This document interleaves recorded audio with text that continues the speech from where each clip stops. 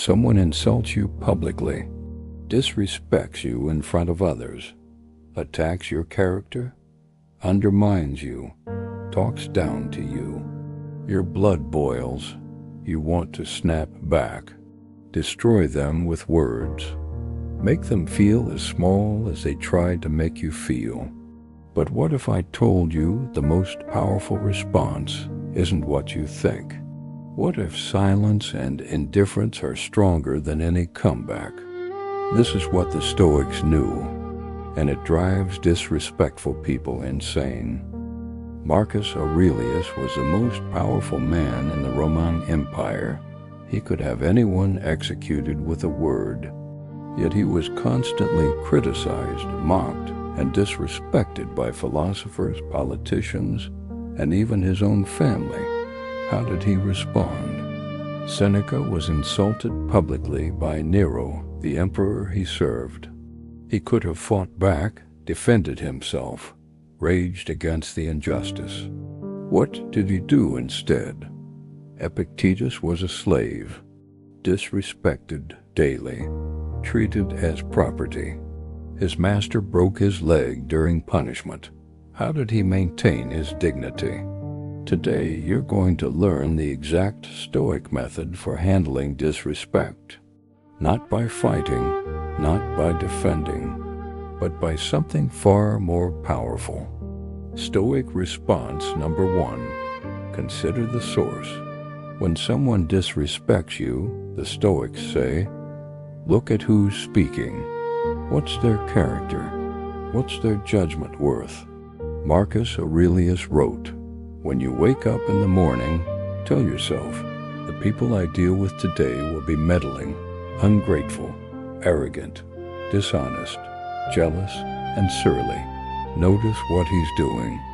He's not surprised by bad behavior. He expected it. From people with poor character, disrespect is predictable. So when someone disrespects you, ask, who is this person? If there's someone you respect, someone wise, someone whose opinion matters, their criticism might be worth considering. Maybe they see something you don't. But if there's someone you don't respect, someone whose character is questionable, someone whose judgment is poor, why would their opinion hurt you? Epictetus taught, if someone tells you that so-and-so speaks ill of you, don't defend yourself. Say, he must not know my other faults, or he would have mentioned those too. Notice the power in this. No defense, no anger, just dismissive humor. Because insults from people you don't respect are meaningless. It's like being insulted by a child. You don't get angry. You don't defend yourself. You just think they don't understand. Their opinion doesn't reflect reality. When someone disrespects you, consider the source. If the source is worthy, listen. If the source is unworthy, dismiss it completely. Don't give power to people who don't deserve it. Stoic response number 2. Refuse to accept the insult. Here's the Stoic insight that changes everything. Disrespect only works if you accept it. An insult is like a gift. If you don't accept the gift, who does it belong to? The person trying to give it. Seneca said, to be insulted, you must accept the insult. Someone calls you stupid. That's their opinion. It only becomes your problem if you believe it, if you accept it. If you let it in, most people immediately accept insults. Someone says, you're worthless, and they think, am I worthless? Maybe I am. This hurts. But the Stoic says, you think I'm worthless? That's your opinion. I don't accept it. Keep it. It's not about arrogance. It's about knowing yourself. If you know who you are, if you know your character, other people's opinions can't shake you. Marcus Aurelius ruled Rome. People called him weak, incompetent, a bad emperor. He could have raged, defended himself, proven them wrong. Instead, he wrote in his private journal, Does what's happened keep you from acting with justice, generosity, self-control, sanity, prudence, honesty, humility, straightforwardness? Notice what he's doing. He's not asking, did their words hurt me? He's asking, did their words change who I am? If the insult doesn't make you less virtuous, it doesn't matter. You don't have to defend yourself. You don't have to prove them wrong. You just continue being who you are. The insult bounces off, returns to sender. Try this. Next time someone disrespects you, imagine their words as a ball they're throwing at you. You can catch it and hold it, or you can step aside and let it hit the ground behind you. Don't catch what they're throwing. Let it fall. Stoic response number 3. Respond with indifference, not anger. This is the most powerful Stoic weapon against disrespect. Complete indifference, not anger, not defense, not retaliation. Just calm, unbothered indifference. Epictetus taught, when someone is mean, rude, or harsh to you, remember that they are acting from their perspective of what's right. It's unreasonable to expect them to see things the way you do. Read that again. They're acting from their limited perspective. They think they're right. They're operating with incomplete information and poor judgment. When a child throws a tantrum, you don't throw a tantrum back. When a dog barks, you don't bark at the dog. When someone with poor judgment disrespects you, you don't lower yourself to their level. You remain calm, composed, unbothered. And here's why this is so powerful. Disrespectful people want a reaction. They want to see you hurt, angry, defensive, rattled. When you give them nothing, when you respond with complete calm indifference, it drives them crazy. They escalate, they try harder, they get more aggressive, and you remain completely unmoved. Like water off a duck's back, like wind hitting a mountain, it doesn't affect you. Marcus Aurelius wrote, "The best revenge is to be unlike him who performed the injury." They're disrespectful. You're calm. They're angry. You're composed. They're trying to hurt you. You're indifferent. Your calmness is the response. Your indifference is the victory. No clever comeback needed. No defense required. Just unshakable composure. That's infinitely more powerful than any words you could say. Stoic response number 4. See it as an opportunity to practice virtue. The Stoics believe that challenges are opportunities to practice being good. When someone disrespects you, that's not a problem. That's a chance to practice patience, self-control, and wisdom. Marcus Aurelius wrote, "When you wake up in the morning, tell yourself, I shall meet with meddling, ungrateful, violent, treacherous, envious, and unsociable people. But I have seen the beauty of good and the ugliness of evil, and have recognized that the wrongdoer has a nature related to my own." Read that last part carefully. The person disrespecting you is human, flawed, struggling, just like you. They're not your enemy.